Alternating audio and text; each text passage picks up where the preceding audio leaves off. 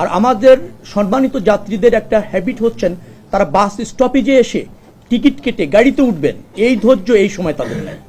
তারা ছুটির পরে দ্রুততম সময়ের মধ্যে বাড়িতে যেতে চান, তারা রাস্তার উপর চলে আসেন, ওইখানে যে যানবাহন পান তাতেই উঠার চেষ্টা করেন, সেটা বাস হোক, ট্রাক হোক, পিক আপ হোক, ফিটনেস থাকুক না থাকুক, তারা এটা চেষ্টা করেন। তো তারা বাস স্ট্যান্ডে এসে টিকিট কেটে নিয়ম মেনে গাড়িতে উঠবেন এরকমের মানসিকতার মধ্যে থাকেন না, এভাবে তারা অভ্যস্ত না।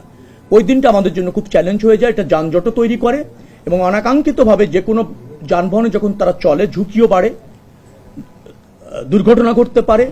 আবার ওই রকম পরিস্থিতিতে ভাড়া নিয়ন্ত্রণ করাটাও কঠিন হয়ে যায়, কারণ স্টপেজগুলি, কাউন্টারগুলি যেভাবে আমরা দেখভাল করতে পারি, নজরদারিতে রাখতে পারি বা যতটুকু দায়বদ্ধতা তাদের আছে প্রতিষ্ঠিত পরিবহনগুলির, তো ওই যত্রতত্র পরিবহনের আর তখন সেটা থাকে না। এটা আমাদেরকে গত ঈদে বেশ কিছুটা বিব্রত করেছে এবং কিছুটা অনিয়ম, কিছুটা শৃঙ্খলা অথবা যানজটের ক্ষেত্রে প্রভাব ফেলেছে। আরেকটা আমরা এবার আশঙ্কা করছি যে বৃষ্টি হতে পারে। তো বৃষ্টিটা যদি হয় তখন কিন্তু আপনার যানজট হওয়ার একটা ব্যাপক সম্ভাবনা তৈরি হয়। তখন পুলিশ ও রাস্তায় অনেক সময় পর্যাপ্ত রাখা যায় না। তারপর যানজট, জনজট, এই সব কিছুর পরিস্থিতিতে আমাদের গতবার একদিনের ঝড় বৃষ্টি আমাদেরকে বেশ কিছু চ্যালেঞ্জের মধ্যে ফেলেছে। এবার যেহেতু সিজনটাই এরকম, অতএব এই ধরনের সম্ভাবনা তৈরি হওয়ার সমূহ সম্ভাবনা রয়েছে, সেইগুলি আমরা বিবেচনায় রেখেছি। আর এবার হচ্ছে 1 কোটি যাত্রী আরো বেশি গতবারের চেয়ে, তার মানে হচ্ছে কুরবানিযোগ্য গরু, তো তাদেরও আসা যাওয়ার ব্যাপার আছে। গতবার আমরা ট্রাক, লরি, কাভার্ড ভ্যান নিয়ন্ত্রণ করার চেষ্টা করেছিলাম 4 দিন আগের থেকে, কিন্তু আমরা সফল হয়েছি বলছি না। আমরা ওই অঞ্চলে প্রচুর ট্রাক, কাভার্ড ভ্যান চলেছে, এটা নিয়ন্ত্রণ করা যায়নি। আর গাড়ি আপনারা জানেন যে একবার যদি রাস্তার উপর চলে আসে, তাকে নিয়ন্ত্রণ করে সাইডেও যদি আপনি নিতে চান, তাতেও যদি 5-10 মিনিট সময় লাগে, তাহলে 10 থেকে 15 কিলোমিটার ট্রাফিক হয়ে যায়, কারণ গাড়িটা একটার সাথে একটা একেবারে লাগিয়ে চলছে, এরকম ভাবে যায়। তো সেটা যাতে এবার আরো গরুর ট্রাক তো চলবেই, এটা পরিবহনে জীবিত থাকছে, এই জন্য চ্যালেঞ্জটা আরো বেশি হবে। সেই সমস্ত জায়গায় আমরা ওই স্পটগুলি নির্দিষ্ট করে কি কি ব্যবস্থা নেওয়া যায়, পুলিশের পরামর্শ, বিআরটিএ এবং আমাদের যে সমস্ত লজিস্টিক ফোর্স আছে।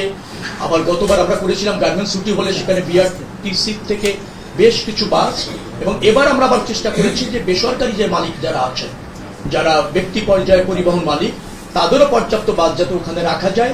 ওই 1 দিন 2 দিন এই উদ্বুদ্ধ পরিস্থিতি যাতে ফেস করা যায়, তার জন্য বাসের সংখ্যা বাড়ানো, সড়কের শৃঙ্খলা, এবং এবার যেটা আমরা করেছি, গতবার মনে হয় 24টি মোবাইল কোর্ট কাজ করেছিল, এবার আমরা মনে করছি যে 50 জন আমরা রিকোয়েস্ট দিয়েছি, আর আমাদের আছে কয়জন, 10 জন, 19 জন আছে, আর 50, মানে 69টি মোবাইল কোর্ট যাতে পরিচালনা করা যায়। সেন্সিটিভ জায়গা হিসেবে পাইপাইল এবং আব্দুল্লাহপুর আমরা দেখেছি অস্থায়ী হঠাৎ কাউন্টার হয়ে যায়, যাদের কিন্তু নির্দিষ্ট পরিবহন নেই, এই চলমান পরিবহন বা বিচ্ছিন্ন পরিবহনকেই লোক তুলে দিয়ে তারা সেখান থেকে টাকা কালেকশন করে। এই 2টি জায়গা, পাশাপাশি আছে ধুলাই খাল, ধুলাই পাড়, সেই ধুলাই পাড়ের জায়গাটাও আমরা এই নজরদারিতে নিয়েছি। সেখানে আপনার মোবাইল কোর্ট একেবারে স্থায়ীভাবে থাকবে, নিয়মিতভাবে থাকবে, পুলিশেরও বিশেষ নজরদারি থাকবে, বিআরটিসি এবং আমি পরিবহন মালিকের নেতাদের বলেছি তারাও যেন ওই জায়গাতে অবস্থান করে, তাদের নেতারা, এবং সার্বিক সহযোগিতা।